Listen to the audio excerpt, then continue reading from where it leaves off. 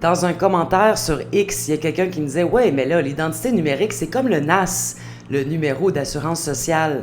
Sans NAS, ben, tu peux pas travailler, fait que c'est la même chose. » Non, c'est pas la même chose. Comme je le disais au début de la vidéo, l'identité numérique, c'est comme le cheval de Troie de bien des affaires. Premièrement, ça encourage beaucoup la technologie de biométrie. Ça inclut aussi un portefeuille numérique, la monnaie numérique qui est traçable et programmable, le contrôle des réseaux sociaux, toutes les métadonnées qui sont centralisées et qui permettent éventuellement le crédit social et une surveillance 24/7. C'est vers ça qu'on se dirige avec l'identité numérique.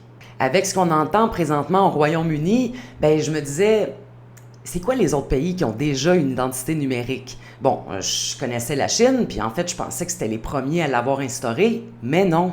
En 2009, c'est l'Inde qui ont été les premiers à instaurer une identité numérique. En 2010, le Danemark a suivi. En 2011, il y avait la Norvège et la Suède. En 2013, Singapour et la Corée du Sud se sont joints au bal. En 2014, c'était la Finlande. En 2015, le Japon.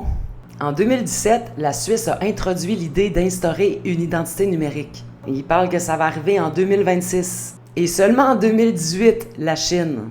Ce qui est intéressant, c'est qu'en Chine, c'est pas obligatoire l'identité numérique. C'est juste que tu peux absolument rien faire si t'en as pas une. Tu peux pas prendre les transports en commun, tu peux pas te faire soigner, tu peux pas étudier, tu peux pas voter. Et en 2025, le Vietnam s'est joint à la partie.